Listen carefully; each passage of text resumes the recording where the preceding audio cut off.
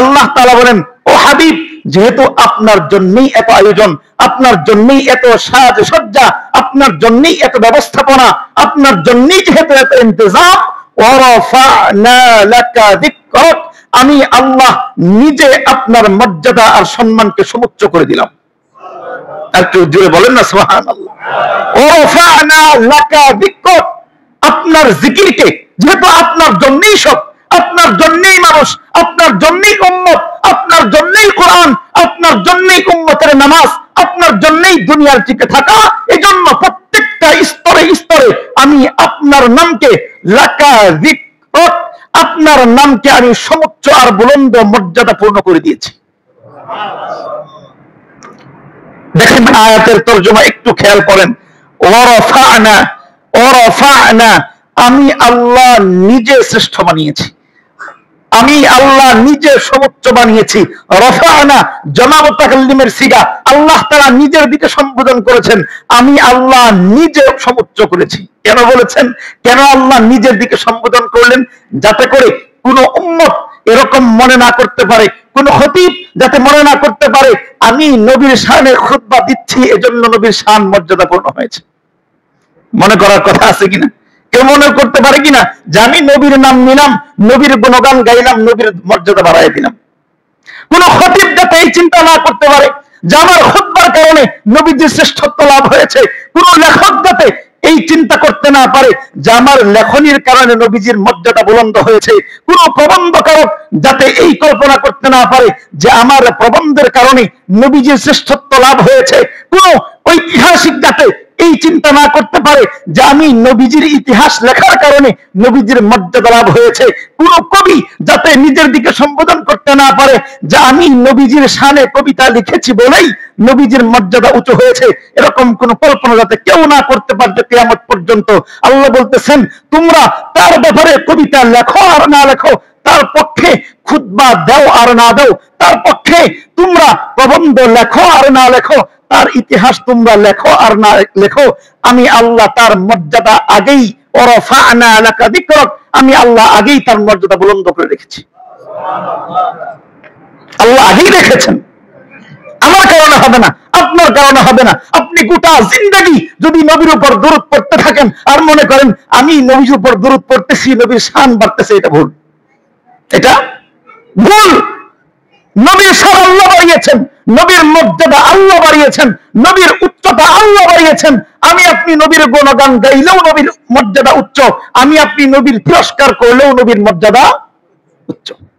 الذي أرسله الله تعالى بالحق بشيرا ونذيرا وداعيا إلى الله بإذنه وسراجا وقمرا منيرا.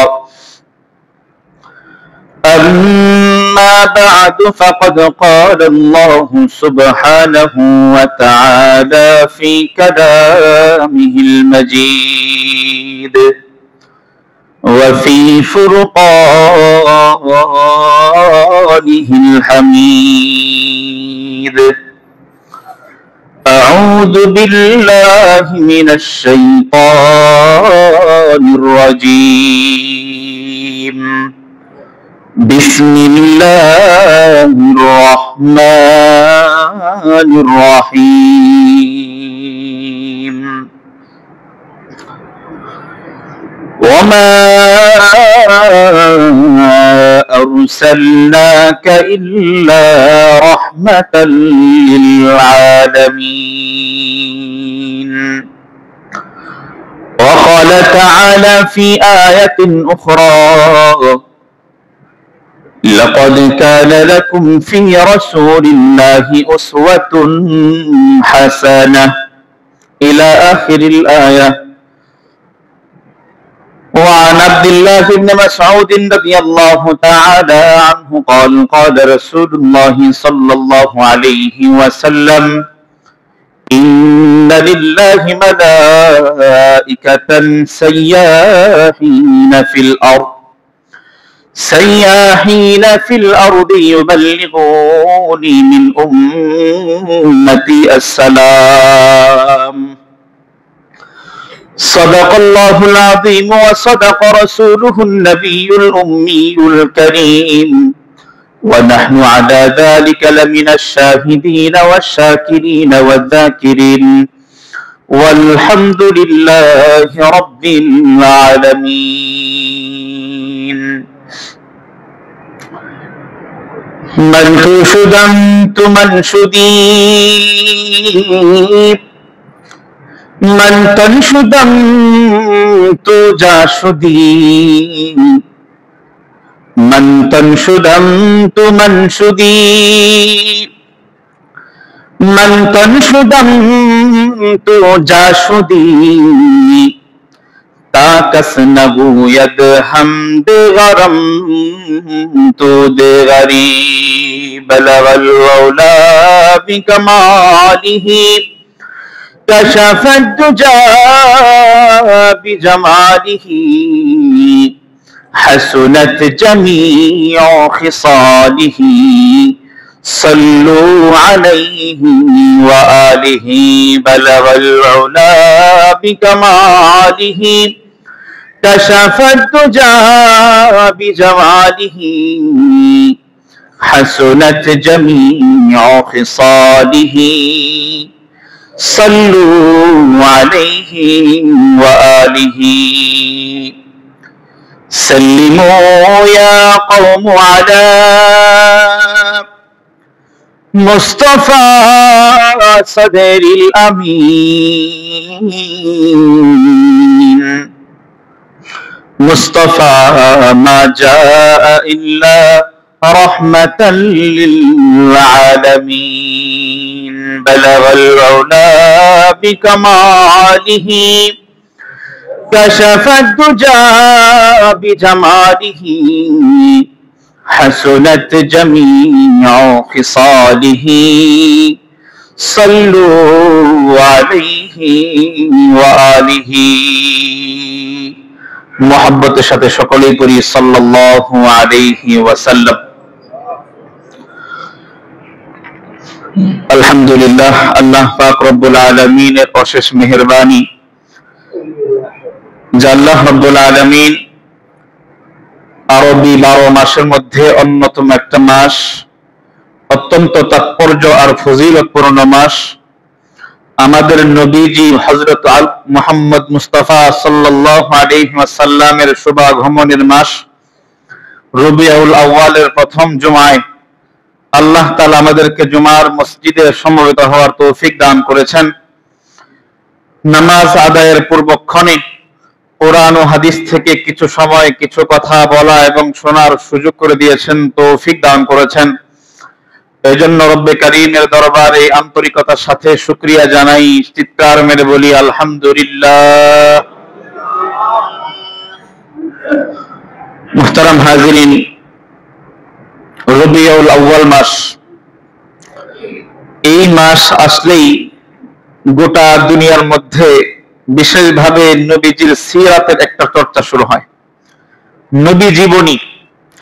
কারণ এই মাসে নবীজি আগমন করেছেন, আবার এই মাসেই নবীজি ইন্তেকালও করেছেন। অত্যন্ত গুরুত্বপূর্ণ একটা মাস, মুসলমানদের হৃদয়ের মাস।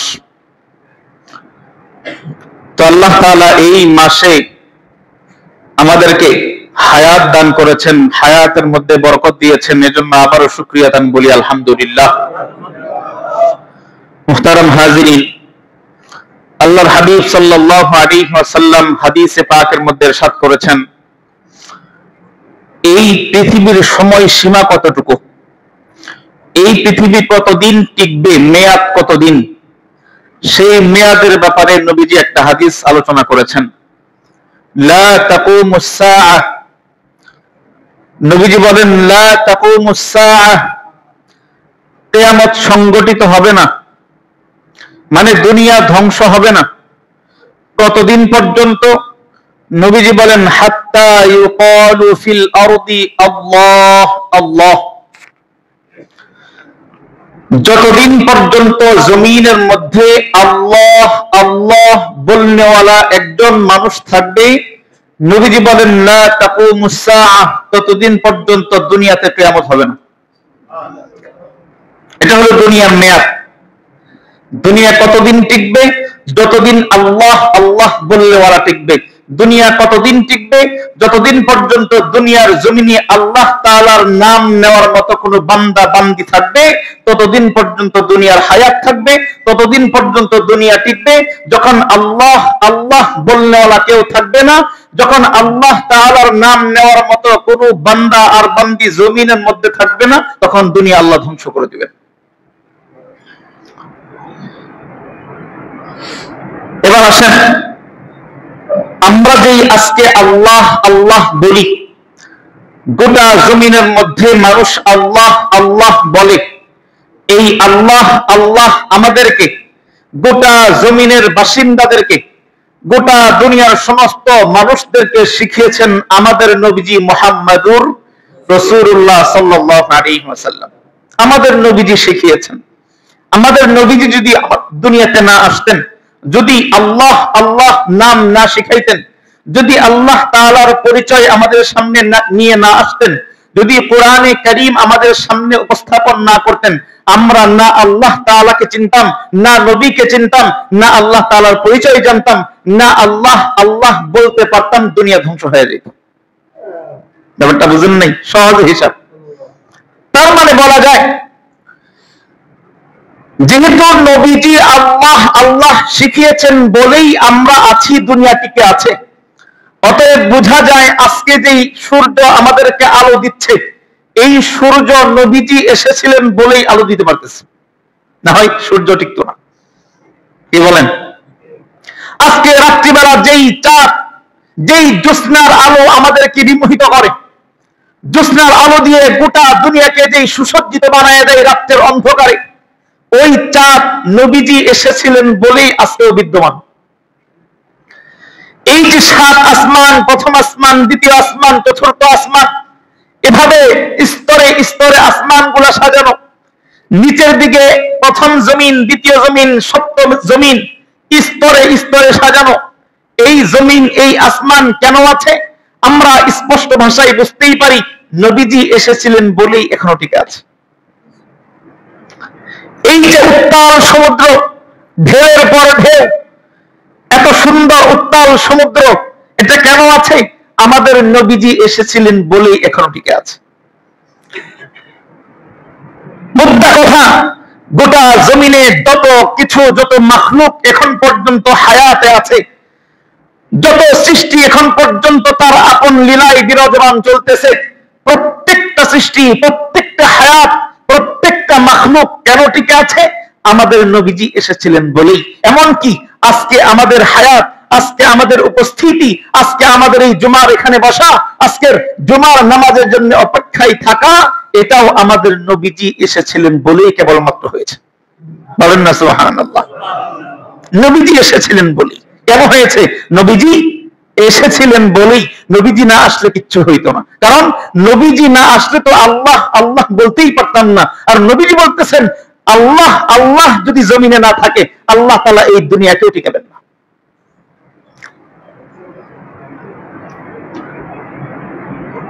এজন্য যেহেতু নবীজির জন্যই এত আয়োজন, যেহেতু নবীজির জন্যই এত ব্যবস্থাপনা, যেহেতু নবীজির জন্যই এত সাজসজ্জা দুনিয়া, যেহেতু নবীজির জন্যই আজকে আমাদের এই হায়াত, আমাদের সাথে রবের সম্পর্ক, আমাদের সাথে রবের ভালোবাসা, আমাদের সাথে রবের মহাব্বত আর প্রেম, যেহেতু নবীজির জন্যই, এজন্য আল্লাহ রাব্বুল আলামিন নবীজিকে সর্বোচ্চ মর্যাদার অধিকারী দিয়ে, সর্বোচ্চ মর্যাদার সার্টিফিকেট দিয়ে আল্লাহ তাআলা কোরআনে কারীমের একটা সূরা নাযিল করেছেন। একটা সূরার মধ্যে আল্লাহ তাআলা নবীজিকে সুস্পষ্টভাবে সর্বোচ্চ শ্রেষ্ঠত্বের অধিকারী দিয়ে আল্লাহ তাআলা মর্যাদার আয়াত দিয়েছেন, ওয়ারাফা'না লাকা যিকরাক। আল্লাহ তাআলা বলেন, ও হাবিব, যেহেতু আপনার জন্যই এত আয়োজন, আপনার জন্যই এত সাজসজ্জা, আপনার জন্যই এত ব্যবস্থাপনা, আপনার জন্যই যেহেতু এত ইন্তজাম, ওয়ারাফা'না লাকা যিকরাক, আমি আল্লাহ নিজে আপনার মর্যাদা আর সম্মানকে সমুচ্চ করে দিলাম। একটু জোরে বলেন না সুবহানাল্লাহ। ওয়ারাফা'না লাকা যিকরাক, আপনার জিকিরকে, যেহেতু আপনার জন্যই সব, আপনার জন্যই মানুষ, আপনার জন্যই উম্মত, আপনার জন্যই কোরআন, আপনার জন্যই উম্মতের নামাজ, আপনার জন্যই দুনিয়ার টিকে থাকা, এজন্য প্রত্যেকটা স্তরে স্তরে আমি আপনার নামকে লাকা যিকরক, আপনার নামকে আমি সমুচ্চ আর বুলন্দ মর্যাদা পূর্ণ করে দিয়েছি। দেখেন আয়াতের তরজমা একটু খেয়াল করেন। ওয়ারাফা'না, ওয়ারাফা'না, আমি আল্লাহ নিজে শ্রেষ্ঠ বানিয়েছি, আমি আল্লাহ নিজে সমুচ্চ বানিয়েছি। রফা'না জামা মুতাকাল্লিমের সিগা, আল্লাহ তাআলা নিজের দিকে সম্বোধন করেছেন, আমি আল্লাহ নিজে সমুচ্চ করেছি। কেন বলেছেন? কেন আল্লাহ নিজের দিকে সম্বোধন করলেন? যাতে করে কোন উম্মত এরকম মনে না করতে পারে, কোন খতিব যাতে মনে না করতে পারে আমি নবীর শানে খুতবা দিচ্ছি এজন্য নবীর শান মর্যাদা পূর্ণ হয়েছে। মনে করার কথা আছে কিনা? কেউ মনে করতে পারে কিনা যে আমি নবীর নাম নিলাম, নবীর গুণগান গাইলাম, নবীর মর্যাদা বাড়াই দিলাম? কোন খতিব যাতে এই চিন্তা না করতে পারে যে আমার খুতবার কারণে নবীজির শ্রেষ্ঠত্ব লাভ হয়েছে, কোন লেখক যাতে এই চিন্তা করতে না পারে যে আমার লেখনির কারণে নবীজির মর্যাদা বুলন্দ হয়েছে, কোন প্রবন্ধকারক যাতে এই কল্পনা করতে না পারে যে আমার প্রবন্ধের কারণে নবীজির শ্রেষ্ঠত্ব লাভ হয়েছে, কোন ঐতিহাসিক যাতে এই চিন্তা না করতে পারে যে আমি নবীজির ইতিহাস লেখার কারণে নবীজির মর্যাদা লাভ হয়েছে, কোন কবি যাতে নিজের দিকে সম্বোধন করতে না পারে যে আমি নবীজির শানে কবিতা লিখেছি বলেই নবীজির মর্যাদা উঁচু হয়েছে, এরকম কোন কল্পনা যাতে কেউ না করতে পারবে কিয়ামত পর্যন্ত। আল্লাহ বলতেছেন তোমরা তার ব্যাপারে কবিতা লেখো আর না লেখো, তার পক্ষে খুতবা দাও আর না দাও, তার পক্ষে তোমরা প্রবন্ধ লেখো আর না লেখো, তার ইতিহাস তোমরা লেখো আর না লেখো, আমি আল্লাহ তার মর্যাদা আগেই ওয়ারাফা'না লাকা যিকরক, আমি আল্লাহ আগেই তার মর্যাদা বুলন্দ করে রেখেছি। আল্লাহ আগেই রেখেছেন, আমার কারণে হবে না, আপনার কারণে হবে না। আপনি গোটা জিন্দেগি যদি নবীর উপর দরুদ পড়তে থাকেন আর মনে করেন আমি নবীর উপর দরুদ পড়তেছি, নবীর শান বাড়তেছে, এটা ভুল, এটা ভুল। নবীর শান আল্লাহ বাড়িয়েছেন, নবীর মর্যাদা আল্লাহ বাড়িয়েছেন, নবীর উচ্চতা আল্লাহ বাড়িয়েছেন। আমি আপনি নবীর গুণগান গাইলেও নবীর মর্যাদা উচ্চ, আমি আপনি নবীর তিরস্কার করলেও নবীর মর্যাদা উচ্চ। ওয়ারাফা'না লাকা যিকরক। এবার আসেন, আল্লাহ তাআলা বলতেছেন আপনার নামকে আমি মর্যাদা পূর্ণ করেছি, আপনার নামকে সমুচ্চ করেছি। কেমন সমুচ্চ করেছেন? নবীর নামকে কিভাবে সাজিয়েছেন, কিভাবে প্রত্যেকটা স্তরে স্তরে আল্লাহ তাআলা সমুচ্চ বানিয়েছেন। এক কবি তার কবিতার মধ্যে বড় চমৎকার বলেছেন।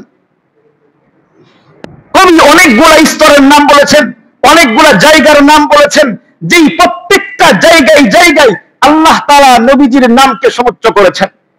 তাকবীর মে যখন যেই জায়গায় যেই তাকবীরে আল্লাহ তাআলার নাম নেওয়া হয়, যেখানে আল্লাহ তাআলার নাম বুলন্দ করা হয়, সেইখানে আল্লাহ তাআলা নবীজির নাম রেখেছেন। লা ইলাহা ইল্লাল্লাহ মুহাম্মাদুর রাসূলুল্লাহ, যেখানে আল্লাহ তাআলার নাম সেখানে আল্লাহ তাআলা নবীজির নাম লাগাই দিয়েছেন। নামাজের মধ্যে আমরা আল্লাহ তাআলার নামে আত্তাহিয়াতু পড়ি, আল্লাহ তাআলার নামে প্রশংসা করি, আল্লাহ তাআলার নামে সূরাতুল ফাতিহা পড়ি। আবার নামাজের মধ্যে আল্লাহ তাআলা দুরূদ শরীফ ঢোকায় দিয়েছেন, যেখানে আমি আল্লাহর নাম, এখানে আমার নবীর নাম থাকবে। আযানের মধ্যে যেখানে পড়ি আল্লাহু আকবার, আল্লাহু আকবার, আল্লাহু আকবার, আল্লাহু আকবার, আশহাদু আল্লা ইলাহা ইল্লাল্লাহ, আশহাদু আল্লা ইলাহা ইল্লাল্লাহ, আশহাদু আন্না মুহাম্মাদুর রাসূলুল্লাহ, যেখানে আল্লাহ তাআলার নাম, আযানের মধ্যে আমার নবীর নাম।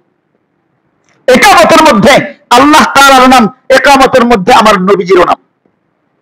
প্রত্যেকটা স্তরে স্তরে, এমনকি আল্লাহর আরশের মধ্যে আল্লাহ তাআলার নাম, সাথে আমার নবীর নাম।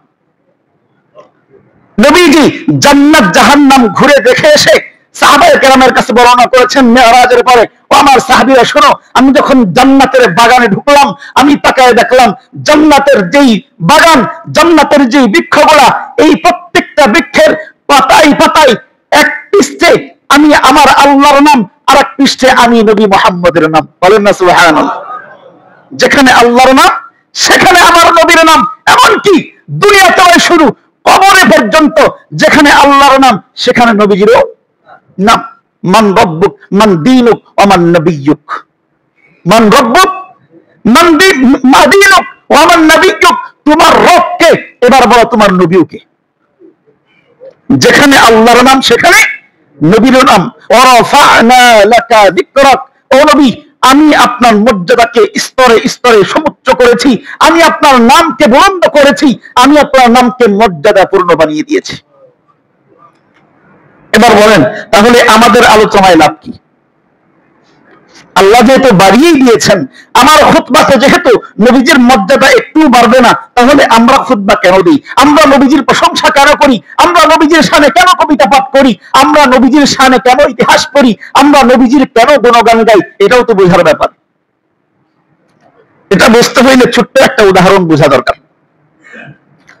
আমরা জানি আমাদের জাতির পিতা হযরতে ইব্রাহিম আলাইহিস সালাতু ওয়াস সালাম যখন নমরুদ যখন ইব্রাহিম আলাইহিস সালামকে আগুনের মধ্যে নিক্ষেপ করলো, ইতিহাস জানি না আমরা? যখন নমরুদ অগ্নিকুণ্ডের মধ্যে হযরত ইব্রাহিম আলাইহিস সালাম আমাদের বাবাকে যখন ফেলে দিল, গোটা দুনিয়া যখন তাকায় তাকায় দেখতেছে যে আমাদের বাবা আগুনের ভিতরে ঢুকানো হয়েছে, তো তখন ব্যাং, ইতিহাসের মধ্যে ঐতিহাসিকগণ লেখেন যে ছোট্ট ছোট্ট ব্যাং, এগুলা দিয়া দেখবেন ব্যাঙেরা লাভ দিয়া পেশাব করে, দেখেন নাই? পেশাব করে কিন্তু লাভ দিয়া পেশাব করে। ঐতিহাসিকগণ লেখেন যে এই ব্যাঙেরা লাভ দিয়ে ওই অগ্নিকুণ্ডের মধ্যে পেশাব করে আবার চলে আসে। বিশাল অগ্নিকুণ্ড, এটা তো ব্যাঙের পেশাবে অবশ্যই নিভে যাবে, কি বলেন? নিভবে তো? নিভবে না, এটা ব্যাঙেও জানে। ব্যাঙ লাভ দেয় আর পেশাব করে আবার চলে আসে, লাভ দেয় পেশাব করে আবার চলে আসে। যখন এরকম চলতেছে, যখন ফেরেশতারা ওই ব্যাঙকে ধরছেন, কিরে তুই পেশাব করে কি এই নমরুদের এই বিশাল অগ্নিকাণ্ড নিভাইতে পারবি? তুই কি ইব্রাহিমকে বাঁচাইতে পারবি? তো ব্যাঙে উত্তর করেছিল, যারে ফেরেশতা, আমি তো জানি আমার এই একটু পেশাব, কয়েক ফুটা পেশাবে নমরুদের বিশাল অগ্নিকুণ্ড কখনোই নিভবে না। আমি জানি, আমি এক ব্যাঙ কেন, যদি লক্ষ কোটি ব্যাঙ এই নমরুদের অগ্নিকাণ্ডের চতুর্পাশে সমবেত হয়ে যদি এখানে পেশাব করতে থাকে, এই নমরুদের অগ্নিকাণ্ড একটু নিভবে না। তবে কেন? আমি এজন্য পেশাব করতেছি, এজন্য আমি পেশাব করে করে আগুন নিভানোর ভান করতেছি, যাতে কিয়ামতের ময়দানে আল্লাহ রাব্বুল আলামিন যখন গোটা সৃষ্টিজীবকে যখন জিজ্ঞাসা করবে, কিরে আমার বন্ধু, আমার খলিল যখন অগ্নিকুণ্ডে নিক্ষিপ্ত হয়েছিল তখন তোদের অবদান কি ছিল? আমি ব্যাং যাতে বলতে পারি, মালিক আমি জানি আমার তো কোনো ক্ষমতা ছিল না, আমার তো পানি দেওয়ার মতো ক্ষমতা ছিল না। হ্যাঁ প্রভু, আমি আপনার খলিলকে বাঁচানোর জন্য আমার সাধ্যমতো বারবার পেশাব করছি, আমি জানি নিভবে না, কিন্তু আমি আপনার খলিলের সাথে সম্পর্ক গড়ার জন্য, আপনার খলিলের সাথে মহব্বত তৈরি করার জন্য বারবার পেশাব করেছি, যাতে কিয়ামতের ময়দানে রবের সামনে বলতে পারি আপনার খলিলের পক্ষে আমি ছিলাম, আপনার খলিলের পক্ষে আমি ছিলাম, আমি পক্ষের লোক, এটা যদি বলতে পারি, এজন্য আমি বারবার পেশাব করছি। আমরা এজন্য খুতবা দেই, এজন্য ইতিহাস পাঠ করি, এজন্য কবিতা পাঠ করি, যাতে করে বলতে পারি, মালিক আপনার হাবিবের শান তো আপনি বাড়িয়ে দিয়েছেন, আমার বলার মাধ্যমে আপনার হাবিবের শান ন্যূনতম বাড়বে না, অনেক উপরে। হ্যাঁ, আমি এজন্য বলেছি, এজন্য আলোচনা করেছি, যাতে কিয়ামতের ময়দানে আপনার হাবিবের সামনে দাঁড়াইতে পারি। হাবিব দুনিয়াতে থেকে কোনো আমল করতে পারি নাই, আপনার সুন্নাহ অনুযায়ী জিন্দেগি পরিচালনা করতে পারি নাই, আপনার আদর্শের জিন্দেগি যাপন করতে পারি নাই। হ্যাঁ, আপনার প্রশংসা সারা জিন্দেগি গেয়েছি, আপনাকে ভালোবেসেছি, আপনার শানে কথা বলেছি, আপনার মহব্বতে জিন্দেগি কুরবান করার জন্য প্রস্তুত হয়েছিলাম। আপনার বিরুদ্ধে কেউ কথা বললে তার বিরুদ্ধে সর্বোচ্চটুকু মাঠে নেমেছি, যাতে বলতে পারি এটা হলো আমাদের মাকসাদ। আল্লাহ নিজে আল্লাহর হাবিবের মর্যাদা বাড়িয়ে দিয়েছেন। যদি বলেন কেমন মর্যাদা বাড়িয়ে দিয়েছেন, আরেকটু খোলাসা হইতে চাই। আমাদের পূর্বে এক বড় নবী ছিলেন হযরতে মূসা পয়গম্বর। হযরতে মূসা আলাইহিস সালাতু ওয়াস সালাম, এই মূসা আলাইহিস সালাতু ওয়াস সালামের উম্মতের দাবিদার, কথিত দাবিদার, যারা মূসা আলাইহিস সালামকে এক চুল পরিমাণও মানেন না, মূসা আলাইহিস সালাতু ওয়াস সালামের তাওরাতের একটা আয়াতও মানেন না, এই কথিত দাবিদারদের নাম হলো ইহুদি, ইসলামের সবচাইতে কঠিন আর ঘোরতর শত্রু ইহুদি। এক ইহুদি পণ্ডিত আমাদের এক অন্যতম আকাবির শাহ আতাউল্লাহ বুখারী রাহমাতুল্লাহি আলাইহির কাছে আসতেন। দেখবেন আমাদের কাছে অনেক সময় মানুষ প্রশ্ন করে দুইটা মাকসাদে, কষ্ট পাবেন না তো বললে, দুইটা মাকসাদে প্রশ্ন করে। এক নাম্বার প্রশ্নকারী আসে, হুজুর একটা বিষয় জানতে চাই, তার দিলের ভিতরে জানার ইচ্ছা, জানতে চাই, সত্যিকার অর্থেই একটা মাসআলা জিজ্ঞাসা করে, হুজুর এই মাসআলাটা কেমন হবে, ওনার কি উদ্দেশ্য হইল সত্যিকার অর্থে মাসআলাটা জানবে। আরেকটা প্রকার প্রশ্নকারী আমাদের কাছে আসে হুজুরকে ঠেকানোর জন্য। কি জন্য? ঠেকানোর জন্য। মনে করে হুজুর মনে হয় খুব একটা পাকাপুক্ত না, আমি যে জানি, আমি যে অনেক বড় কিছু, এটা বোঝানোর জন্য হুজুরের কাছে আসে। খুঁজা খুঁজা প্রশ্ন, এই প্রশ্ন করলে মনে হয় হুজুর কাটকানো যাবে, এরকম প্রশ্নকারী আমাদের সামনে অহরহ আসে। কথা বুঝতে পারছেন?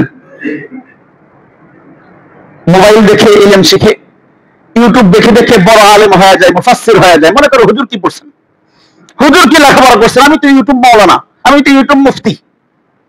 তো যাই হোক, এই ধরনের একটা পণ্ডিত গেছে কার কাছে? শাহ আতাউল্লাহ বুখারী রাহমাতুল্লাহি আলাইহির কাছে। বলতেছেন, হুজুর বলেন তো আমাদের নবী মুসা পয়গম্বর শ্রেষ্ঠ নাকি আপনার নবী মুহাম্মদুর রাসূলুল্লাহ শ্রেষ্ঠ? প্রশ্নটা কি সহজ না কঠিন?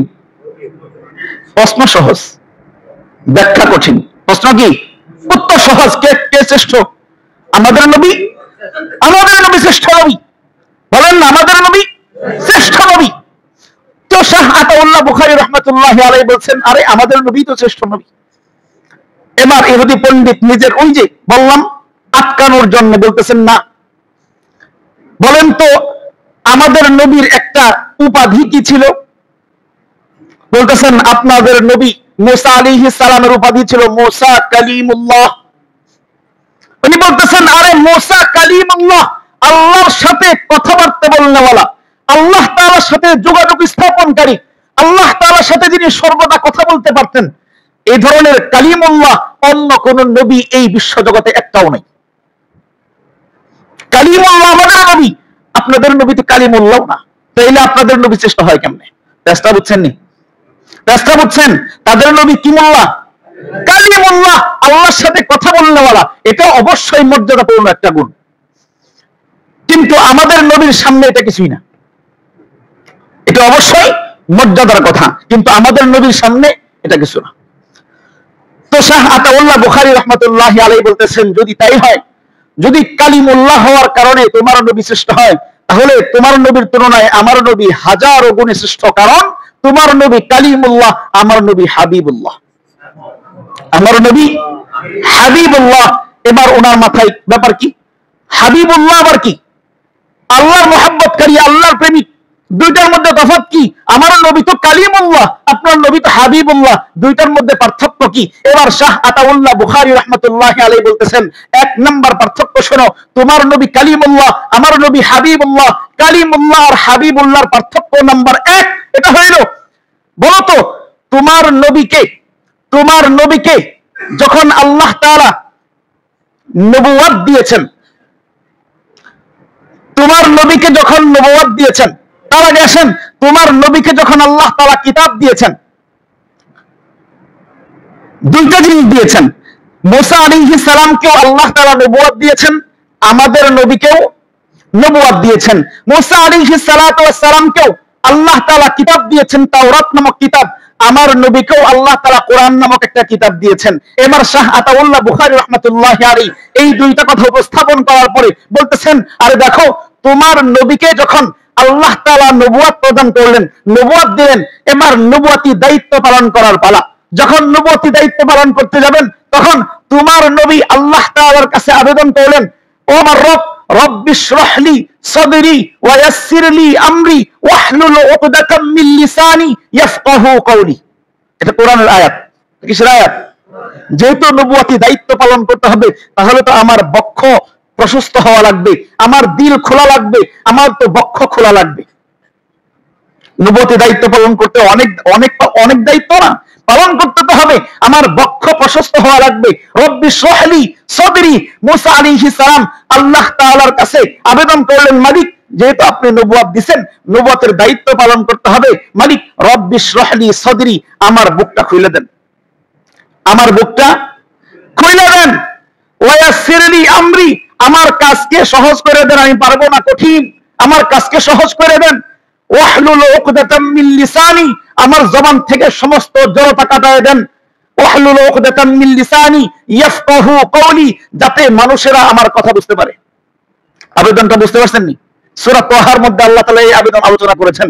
মুসা আলাইহিস সালামকে যখন বললেন ইযহাব ইলা ফিরআউনা ইন্নাহু তাগা, ও পয়গম্বর মুসা, আপনি এখন আপনার এই নবুয়ত নিয়ে ওই ফিরআউনের কাছে, ফিরআউনের দরবারে গিয়ে আমার নবুয়তের দাওয়াত দেন। তখন হযরত মুসা আলাইহিস সালাম এই আবেদন করেছিলেন। এবার শাহ আতাউল্লাহ বুখারী রাহমাতুল্লাহ আলাইহি বলতেছেন, তোমার নবী তো যখন নবুয়তের দায়িত্ব পালন করতে গিয়া নিজের বুক খোলার জন্য আল্লাহ তাআলার কাছে আবেদন করা লাগে, নিজের কাজকে সহজ করার জন্য আল্লাহ তাআলার কাছে আবেদন করা লাগছে। আর হাবিবুল্লাহর পার্থক্য জানো?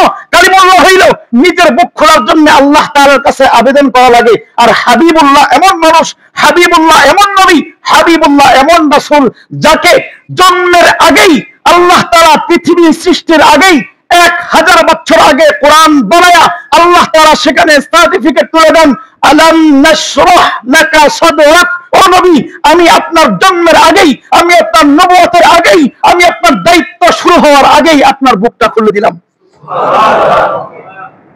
বুঝেন নাই পার্থক্য? একজনের বুক খোলার জন্য কি করা লাগে? আবেদন কইরা বুক খোলানো লাগে। আরেকজনের জন্মের আগেই, পৃথিবী সৃষ্টির আগেই আল্লাহ তাআলা বুক খুলে রাখছেন। আলাম নাশরাহ লাকা সাদরাক, ও নবী, আমি কি আপনার বুকটাকে খুলে রাখি নাই? পয়গম্বর মুসা বলেছিলেন ওয়ায়াসসিরলি আমরি, আমার কাজ আমার জন্য সহজ করে দেন, বড় কঠিন জিম্মাদারি। এটা তো আবেদন করে কাজ সহজ করায় নিছেন, তার ভাইকে, তার ভাই হারুন আলাইহিস সালামকে সাথে সহযোগী বানায় নিছেন আল্লাহ তাআলা। আর হাবিবুল্লাহকে বলতেছেন আলাম নাশরাহ লাকা সাদরাক ওয়া ওয়াদানা আনকা বিজরাক, ও নবী, আপনার নবুয়ত তো অনেক পরে, আপনার জন্ম তো অনেক পরে, দুনিয়া সৃষ্টির 1000 বছর আগে আমি কোরআন বানিয়ে আপনার উপর যেই নবুয়তের চাপ, যেই জিম্মাদারির বোঝা, ওয়াদানা আনকা বিজরাক, আমি আল্লাহ আপনার এই বোঝাকে সরায়া দিলাম। বলেন না সুবহানাল্লাহ? সরায়া দিলাম, আল্লাহ আগেই সরায়া রাখছেন আপনার আসার আগেই। এটা হলো কালিমুল্লাহ আর হাবিবুল্লাহর মধ্যে পার্থক্য। পার্থক্য নাম্বার 2। এবার শাহ আতাউল্লাহ বুখারী রাহমাতুল্লাহি আলাইহি বলতেছেন, এটা 1 নাম্বার পার্থক্য গেল। 2 নাম্বার পার্থক্য কি জানো? তোমার নবীকে আল্লাহ তাআলা একটা কিতাব দিয়েছিলেন। বলেন হ্যাঁ, দিয়েছিলেন। কি কিতাব? তাওরাত কিতাব। আমার নবীকেও আল্লাহ তাআলা একটা কিতাব দিয়েছেন, এই কিতাবের নাম কোরআনে কারীম। এবার বলো, তোমার নবীকে যখন আল্লাহ তাআলা এই কিতাব দিলেন, তখন আল্লাহ তাআলা কিতাব দেওয়ার প্রসেস কি ছিল? প্রসেসটা শুনেন। আল্লাহ তাআলা যখন পয়গম্বর মুসা আলাইহিস সালামকে কিতাব দেওয়ার ইচ্ছা করলেন, আল্লাহ তাআলা মুসা পয়গম্বরকে বললেন, ও মুসা, তুমি তুর পাহাড়ে 40 দিনের চিল্লায় যাও। জানেন না এটা? তুর পাহাড়ে গিয়া 40 দিনের চিল্লা লাগাও। 40 দিন তুর পাহাড়ে আমি রবের ইবাদত করো, ধ্যান করো, বন্দেগী করো। 40 দিন ধ্যান করা শেষ হইলে তোমাকে একটা কিতাব দেব। এটা কোরআনের কথা বলতেছি, কোরআনের কথা। তো এবার শাহ আতাউল্লাহ বুখারী রাহমাতুল্লাহি আলাইহি বলতেছেন, আরে ও ইহুদি পণ্ডিত, শোনো, কালিমুল্লাহ আর হাবিবুল্লাহর পার্থক্য হইল, কালিমুল্লাহকে যখন আল্লাহ তাআলা কিতাব দেওয়ার ইচ্ছা করেন, তখন কালিমুল্লাহকে তুর পাহাড়ে 40 দিন তপস্যা করার জন্য ডাক দেন, যে এখানে আসো, 40 দিনে একটা চিল্লা লাগাও, 40 দিন তপস্যা করো, 40 দিন ইবাদত করো, 40 দিন বন্দেগী করো, আমি রবকে খুশি করো, 40 দিন পরে তোমাকে একটা কিতাব দেওয়া হবে। ঠিক এর উল্টা, যখন হাবিবুল্লাহকে আল্লাহ তাআলা কিতাব দেওয়ার ইচ্ছা করেন, তখন আল্লাহ তাআলা হাবিবুল্লাহকে বলেন না, ও হাবিব, অমুক জায়গায় যান, একটা কিতাব দেব, অমুক জায়গায় আসেন, একটা কিতাব দেব, অমুক জায়গায় গিয়ে অপেক্ষা করেন, আপনাকে একটা কিতাব দেওয়া হবে। উলামায়ে কেরাম তাফসীরের কিতাবের মধ্যে লেখেন, যখন হাবিবুল্লাহকে আল্লাহ তাআলা কিতাব দেওয়ার ইচ্ছা করলেন, কোরআনে কারীম দেওয়ার ইচ্ছা করলেন, তখন আমরা কিতাবের মধ্যে দেখি নবীজি যেখানে কোরআন সেখানে গিয়ে হাজির। কি বলেন? নবীজি যেখানে কোরআন সেখানে গিয়ে হাজির। নবীজি মক্কায়, কোরআন আল্লাহ তাআলা জিবরাইলকে দিয়ে পাঠায় দেয় মক্কায়। বলেন না নবীজি মক্কায় আসেন কোরআন দেব, বলছেন? নবীজি চলে গেছেন মদিনায় হিজরত করে, আল্লাহ তাআলা জিবরাইলকে দিয়া এবার মক্কায় বসায় বলেন না, ও নবী আপনি তো মদিনায় চলে গেছেন, কোরআন নিতে আসেন, মক্কায় আসেন, এরকম বলছেন? কি করছেন? নবীজি মদিনায় আল্লাহ তাআলা জিবরাইলকে দিয়ে কোরআন পাঠিয়ে দিয়েছেন মদিনায়। নবীজি বদরের প্রান্তরে আল্লাহ তাআলা কোরআনে কারীম জিবরাইলের মাধ্যমে বদরের প্রান্তরে কোরআন পাঠিয়ে দিয়েছেন। নবীজি উহুদের ময়দানে আল্লাহ তাআলা কোরআন দিয়ে জিবরাইল দিয়া আল্লাহ তাআলা উহুদের ময়দানে পাঠিয়ে দিয়েছেন। নবীজি খন্দকের ময়দানে আল্লাহ তাআলা কোরআন দিয়া জিবরাইল আলাইহিস সালামকে ওই খন্দকের ময়দানে পাঠিয়ে দিয়েছেন। নবীজি যেখানে নবীজি জমিনে আল্লাহ তাআলা কোরআন জমিনে নাযিল করেছেন, নবীজি আসমানে আল্লাহ তাআলা এই কোরআনকে আসমানে নবীজির হাতের মধ্যে প্রতিটা পৌঁছে দিয়েছেন। এমনকি আম্মা জান আয়েশা সিদ্দিকা রাদিয়াল্লাহু তাআলা আনহা রওয়ায়াত করেন, নবীজি একবার আমার ঘরে বিছানায় শুয়ে আছেন নবীজি, এই অবস্থায় জিবরাইল এসে কোরআন দিয়ে গেছেন। তো বলেন না সুবহানাল্লাহ। নবীজি ঘরে শোয়া, কোরআন কোথায় চলে আসে? কিতাব ঘরে চলে আসে। আর পয়গম্বর মুসা আলাইহিস সালামকে কিতাব নেওয়ার জন্য কোথায় ডাকা হয়? তুর পাহাড়ে ডাকা হয়। এটা মুসা আলাইহিস সালামের মর্যাদার কমতি না, হ্যাঁ এটা আমাদের নবীর সাথে কম্পিটিশনে কমতি। কথা বুঝতে হবে। মুসা আলাইহিস সালামকে অবজ্ঞা করার সুযোগ নাই, অনেক বড় জলিলুল কদর নবী, কিন্তু যখন আমাদের নবীর সাথে তুলনা আসবে তখন বড় মারাত্মক ব্যাপার, তখন ছাড় দেব না। তুলনার ক্ষেত্রে পয়গম্বর মুসা আমাদের নবীর সামনে আসতে পারবে না। তো হযরত শাহ আতাউল্লাহ বুখারী রাহমাতুল্লাহি আলাইহি বললেন, আরে কালিমুল্লাহ আর হাবিবুল্লাহর 2 নম্বর পার্থক্য হইল, কালিমুল্লাহকে যখন কিতাব দেওয়া হয় তখন আল্লাহ তাআলা তাকে ডেকে নিয়ে কিতাব দেন, আর যখন হাবিবুল্লাহকে হাদিয়া দেওয়ার ইচ্ছা করেন, কিতাব দেওয়ার ইচ্ছা করেন, পুরো আল্লাহ তাআলার ওহী দেওয়ার ইচ্ছা করেন, নবীজি যেখানে ওইখানে আল্লাহ কিতাব ফেরেশতার মাধ্যমে পাঠায় দিয়ে হাদিয়া প্রেরণ করেন। এটাই তো স্বাভাবিক। মহব্বতের মানুষ, মহব্বতের জিনিস, তাকে ডেকে এনে কিছু দেওয়া, এটাই কি মহব্বতের দাবি নাকি তার কাছে পৌঁছে দেওয়া? একটু বুঝে বলেন, তার কাছে পৌঁছে দেওয়া নাকি নিজে ডেকে এনে দেওয়া? এই আসেন আপনাকে একটা খাবার দেব, ডেকে এনে খাবার দেয় তো গরিবদেরকে, তাদেরকে গরিবদেরকে, আপনি আসেন আপনাকে যাকাতের টাকা দেওয়া, অমুক দিন আইসেন যাকাতের টাকা দেওয়া হবে, ঠিক আছে না? আর যাকে মহব্বত করি, ধরেন কথার কথা সমাজের চেয়ারম্যান, তাকে ডাকবেন, চেয়ারম্যান সাহেব আপনার জন্য একটা বড় রুই কিনছি নিয়ে যান, এরকম বলেন না আপনারা? যদি কেউ চেয়ারম্যানের জন্য একটা বড় রুই কিনছে, চেয়ারম্যান সাহেব আপনার জন্য নদীর একটা বড় রুই আনছি আর এসে নিয়ে যান, এরকম বলে না? কি করে?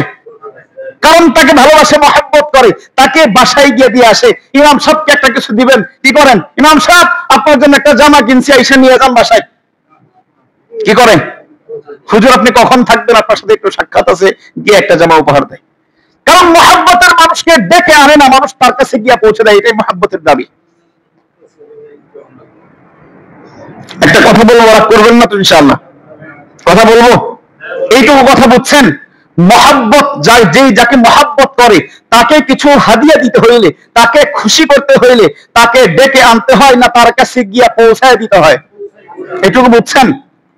এবার আসেন, আমরা আমাদের নবীকে ভালোবাসি, ভালোবাসেন কিনা?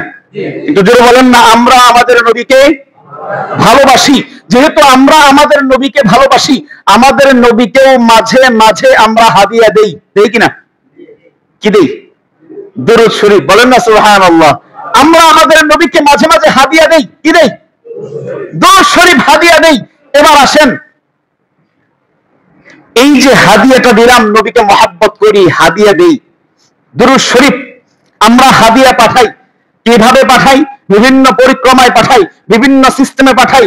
আমরা আমাদের এই দেশ থেকে যখন কোনো হাজী সাহেব যান, বলি ভাই আমার পক্ষ থেকে নবীজিকে একটা সালাম দিয়ে দিয়েন, বলি কিনা?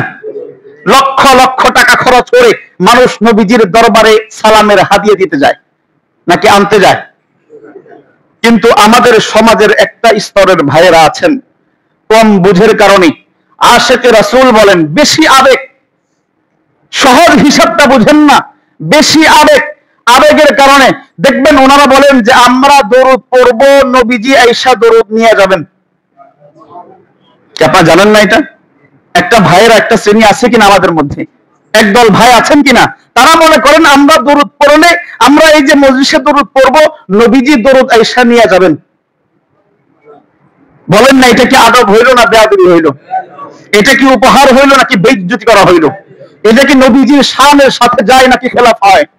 তাহলে আমি আপনি এই চিন্তা, এই ফিকির আসে কেমনে যে আমি একটা দরুদ পাঠাবো, এই দরুদের জন্য নবীজি ওই মদিনা থেকে দৌড়া এখানে চলে আসবেন?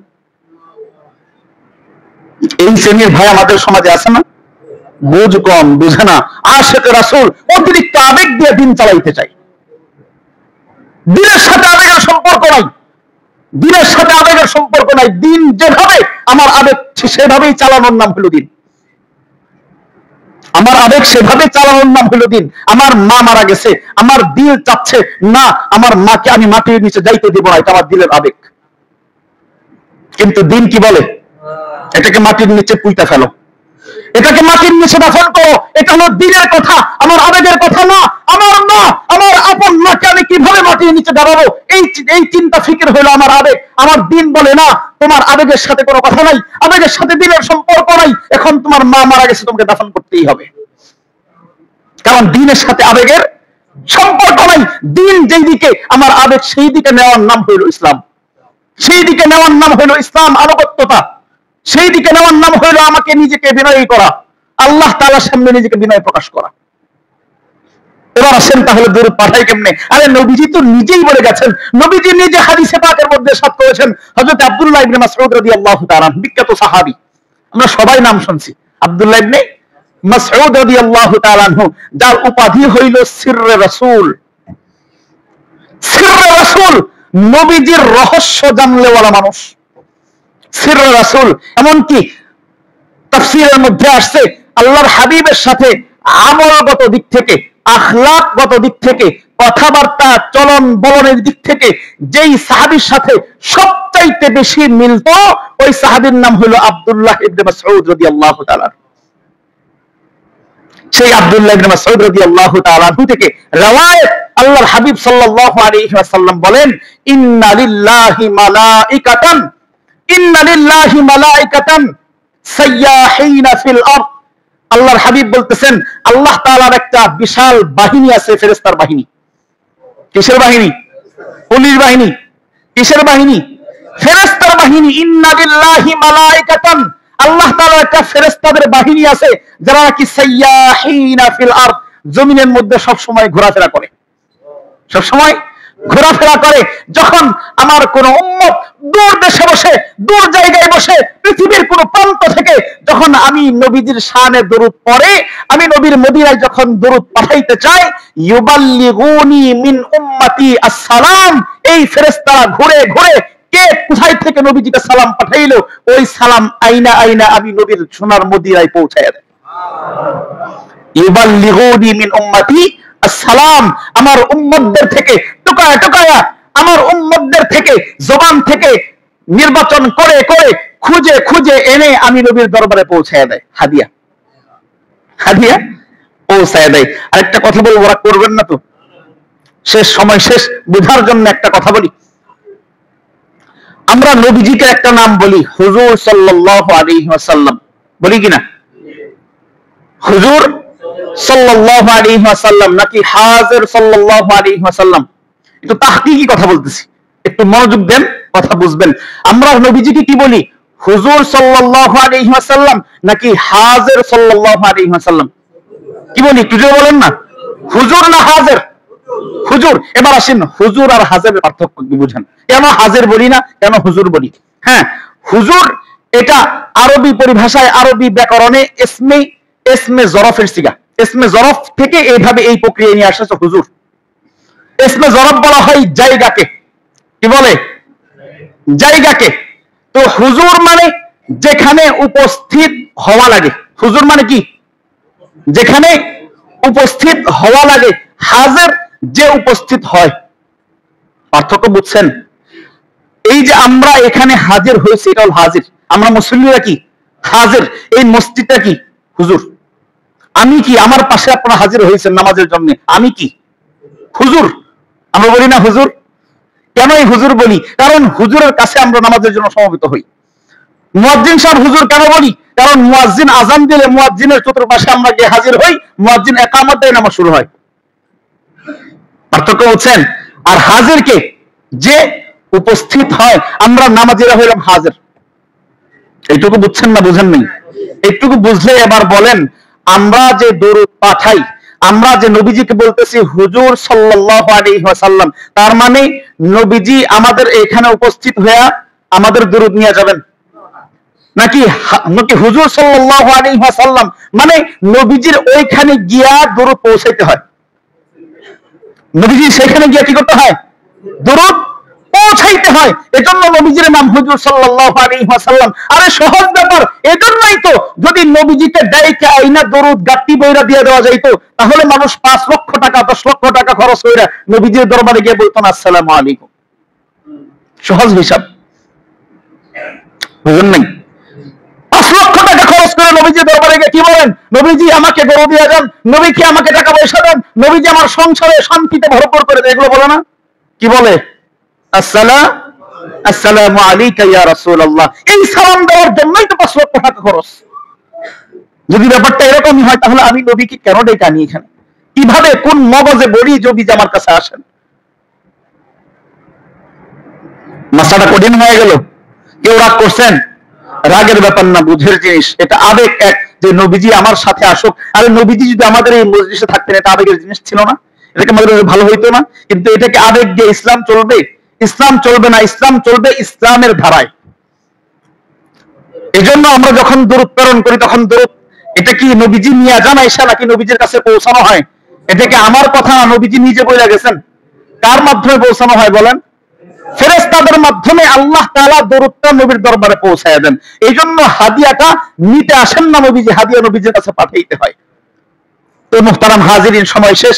শেষ কথা, নবীজি সাল্লাল্লাহু আলাইহি ওয়াসাল্লাম এজন্য বলেছেন, যেহেতু নবীজি সর্বশ্রেষ্ঠ, যেহেতু সবচাইতে শ্রেষ্ঠ নবী আমাদের নবীজি, যেহেতু আমাদের নবীজির কারণেই আমরা দুনিয়াতে আছি, যেহেতু আমাদের নবীজি এসেছিলেন বলেই আজকেও আমাদের হায়াত, নবীজি এসেছিলেন বলেই আজকের জুমার ময়দানে আমরা হাজির, সবকিছু যেহেতু নবীজির ওসিলায়, এজন্যই তো নবীজি হাদিসের মধ্যে বলেছেন, লা ইউমিনু আহাদুকুম হাত্তা আকুনা আহাব্বা ইলাইহি মিন ওয়ালিদিহি ওয়া ওয়ালাদিহি ওয়ান নাসি আজমাইন। ও আমার উম্মত, সবকিছুই যেহেতু আমার জন্যই পাইলা, সবকিছুই যেহেতু আমি নবীর ওসিলায় পাইছো, এজন্য যতক্ষণ পর্যন্ত ওই যে সন্তান পাইছো আমি নবীর ওসিলায়, ওই যে ঘরে সুন্দর বিবি পাইছো আমি নবী আসছি বলেই তো বিবি পাইছো, না হয়তো তুমি আগেই ধ্বংস হয়ে যাইতা। তুমি যে ঘর বাড়ি পাইছো সবকিছু আমি নবীর জন্যই তো।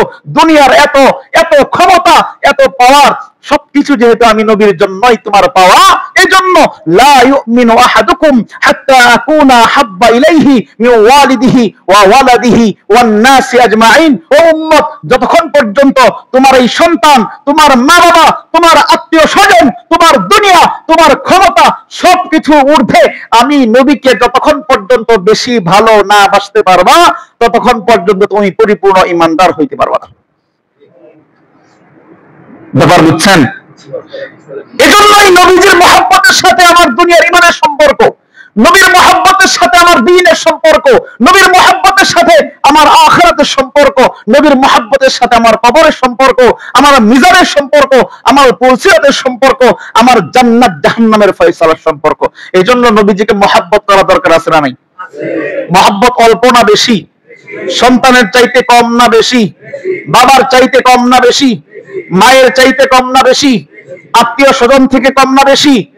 মোট কথা গোটা দুনিয়ার চাইতে, গোটা দুনিয়ার প্রতিটা মাখলুকের চাইতে আল্লাহ তাআলার পরে সবচাইতে বেশি মহব্বত করনেওয়ালা, যাকে মহব্বত করতে হবে, তার নাম মুহাম্মদুর রাসূলুল্লাহ সাল্লাল্লাহু আলাইহি ওয়াসাল্লাম। আল্লাহ রাব্বুল আলামিন আমাদের সকলকে গোটা দুনিয়ার চাইতে বেশি আমার নবীর সাথে মহব্বত করার তৌফিক দান করেন। নবীর সাথে মহব্বত কেমন হবে, নবীর সাথে মহব্বতের প্রকার কেমন হবে, নবীর সাথে মহব্বতের সূরত কেমন হবে, আল্লাহ যদি হায়াতে রাখে আগামী জুমায় আলোচনা